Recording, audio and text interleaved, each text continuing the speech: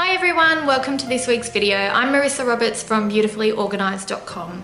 And this week, because we're just a couple of days off Christmas, I really wanted to do a Christmas themed topic for you in this week's how-to video.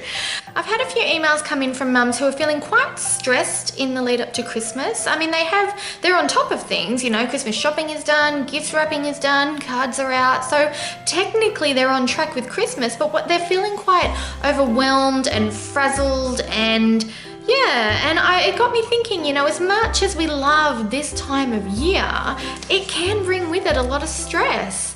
And nobody wants to be a cranky mum on Christmas Day. So with that in mind, I thought this week's video would be all about how to have a stress-free Christmas. So if that sounds good to you, keep watching.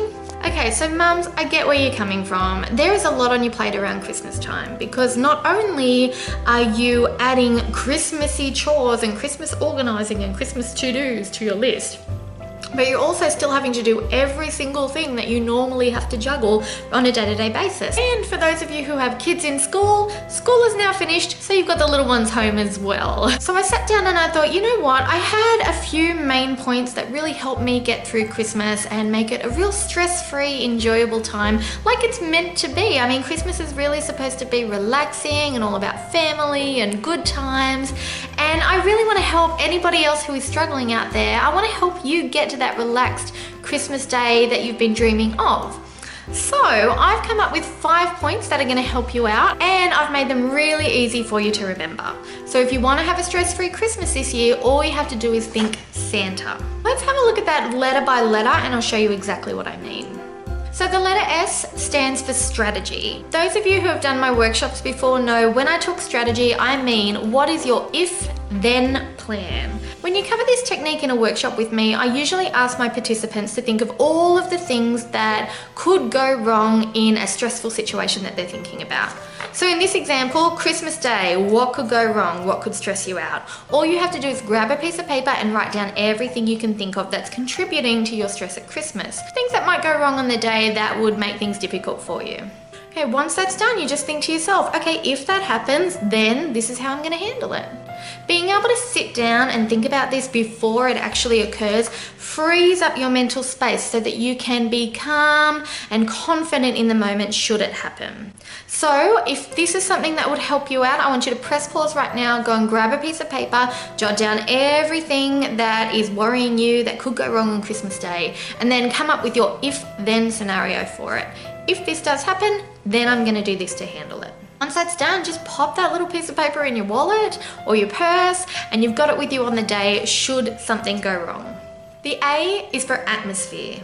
This is a really big thing that I like to focus on Christmas time. How do you actually want to feel on the day? And then I want you to think about the atmosphere. How can you contribute to that in order to feel the way you want to feel?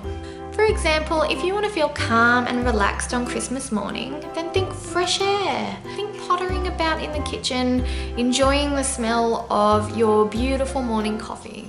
Think about cozy cooking and how relaxed that can make you feel, having those scents in the air.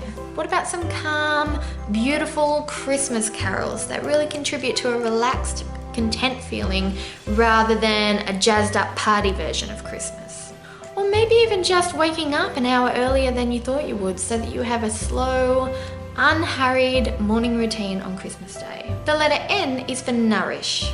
On Christmas Day, nourish your body with fresh food. Think salads, think vegetable sides. Power your plate up with those rather than the heavy, cheesy, creamy, laden stuff. Still have what you love, but make fueling your body with fresh food a priority.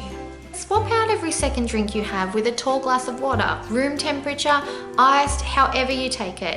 You can even put it in a beautiful wine glass if you want to. But if you alternate each second drink with a glass of water, then hey, you're not going to be hungover the next day and you don't have to worry about that sluggish feeling you get when you've filled your body with too much heavy stuff. Instead, it's going to help you feel energized and bright and happy throughout the day. T is for tradition. Most of us have something that we remember through Christmas, whether it be something from our childhood or something that's been happening over the last few years. We normally have something that we think of fondly in the way of some sort of family tradition, something that we do regularly each year, or that we really, really miss if we miss it one year. In our family, we play Trivial Pursuit on Christmas Day and I love it. I'm a little too competitive, I'll admit it. But Christmas just wouldn't be the same without my family gathered around the Christmas table playing this game, even though the cards and the questions themselves are from the 80s and by now we pretty much know all the answers off by heart. It's a spirit, it's the fun, it's the feeling that comes with that tradition of playing that game. And I have to say, it's one of my favorite memories of Christmas time. So have a think about, what do you do every year with your family, or what could you start doing every year with your family that brings back that little fun feeling you get, that little cozy moment that you have with your family? Because that's really a big part of what Christmas should be, that feeling.